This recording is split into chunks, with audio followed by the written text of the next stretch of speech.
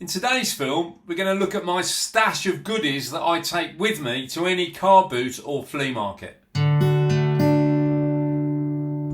normally take 2 bags. Here's the one, and here's the other one. So, what's in them?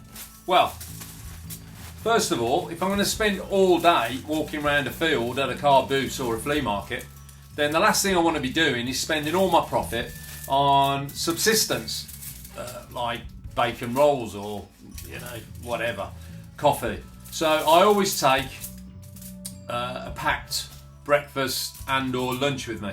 This can save you, over the course of a day, 10 or 15 pounds. So if you equate that to how much stock you've got to sell to make that profit of £15, then it's a no-brainer for me anyway. Always take packed food with you.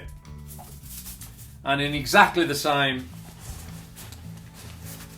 philosophy, I always take a flask.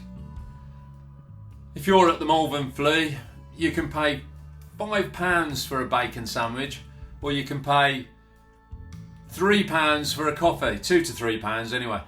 So again, it all adds up at the end of the day, and it all comes out of your pocket, so why not take your own? I also take, I'm not going to get all these out, but I also take plenty of spare plastic bags. My phone going off.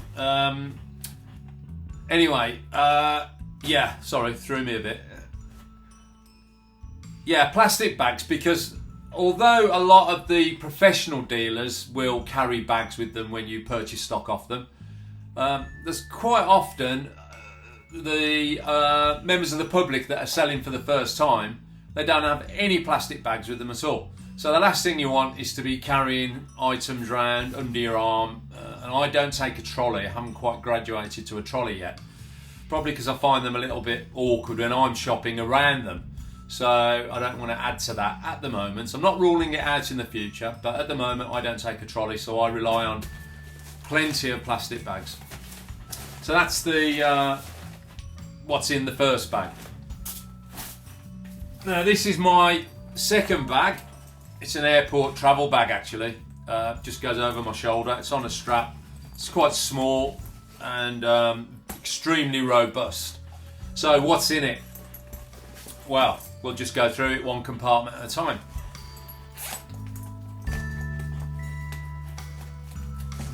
Right. First thing I pulled out is, this is one of those super strength magnets for checking metalware. So when you see an item, sometimes you think, well, is it silver plated? Is it gold? Is it a white metal made to look like gold or silver? So this magnet will tell you if the metal in question has any ferrous content. And trust me, sometimes it's hard to pull it off once it's stuck to it. So I always take this super strength magnet. In the same little compartment, I have my business cards. And so there's my business cards. I don't know if that will focus. There you go. There you go. You can even see my mobile phone number if anybody, that's my business number of course, if any of you want to contact me direct. Quite regularly give out my business card to sellers. If their stall has a lot of stock on it that I'm interested in, then I give them my card and ask them to call me direct next time, so maybe I can go straight to them in the future. So obviously you don't want to overload your carry bags and have them too heavy, so I only take the essentials. I think that's an important point to make. Okay, in the second compartment, this one has quite a bit more in it.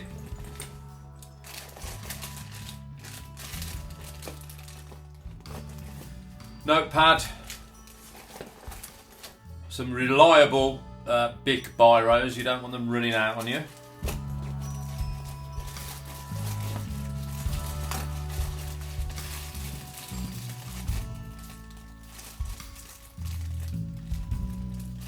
Yep, some antibacterial hand gel. When you're picking up loads of items, putting them down, you just don't know who's touched them before you. So I always take this with me and keep it in a plastic bag, because the last thing you want is for it to leak inside your carry bag. Spare batteries. You'll see why I need these in a second, but I always keep these separate to the actual device that they're used for, because if you leave it for any length of time without using the item, they can rust and corrode the contacts. So I always keep spare batteries and even batteries separate from the actual item that you insert them into. And I keep a little book, antique marks, gold, silver, so on. Now you might be thinking, well, why do I need a book when I've got my phone that you can look up anything in the world in now can't you now on your phone?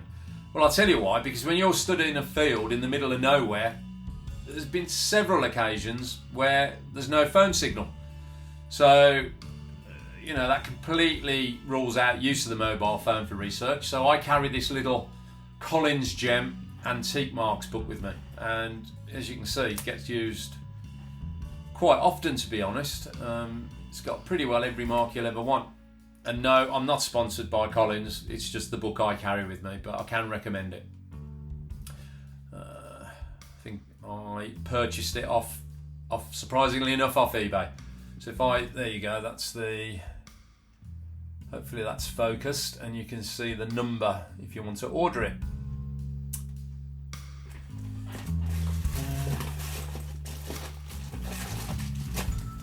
Okay. And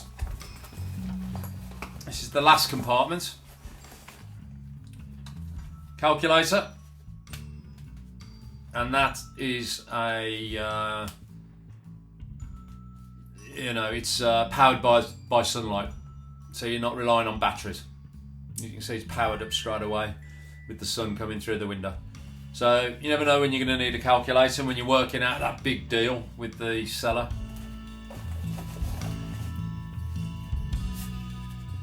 I also take with me a set of scales, digital scales, and that's for weighing gold, silver in particular. Well, I'm not sure what else you'd weigh, to be honest with you. But although I don't buy a lot of gold and silver, and I certainly don't want to be known for buying gold and silver, I don't really carry it with me at all.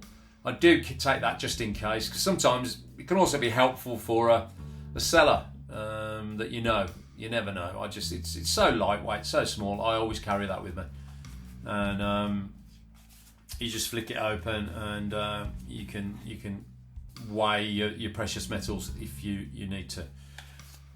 I do actually know a dealer in the business who used to deal a lot in gold and silver, and he ended up with a double barrel shotgun shoved down his mouth. So that's the last place I want to be. So I don't deal in gold and silver at all. And the final thing I'll show you is my jeweler's loupe that I take with me. And it has 2 magnification strengths, and it also, I don't know how this is going to affect the filming, but it also, oh there you go, you can see it has a light on it as well. If you can see that. So that helps when I'm out in a field in the morning, it's dark, and you're trying to check a hallmark or any other detail on an item you're buying. Then a jeweler's loupe that lights up, really helpful. So I recommend that. It also carries there's the battery as well, the spare battery.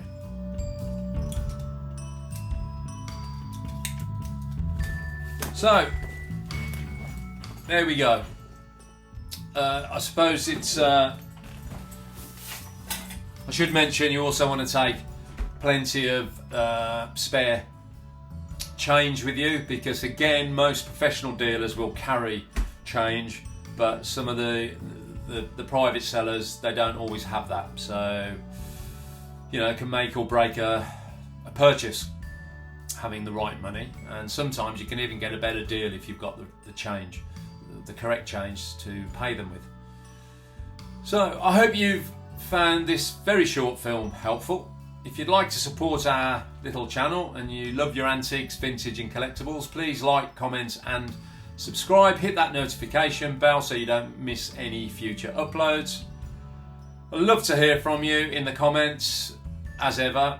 And please, if you're a new subscriber, let me know where in the world you're from and I'll add you to our digital subscriber map that I'll be publishing in a few weeks' time. As ever, take care, stay safe, and I'll see you next time.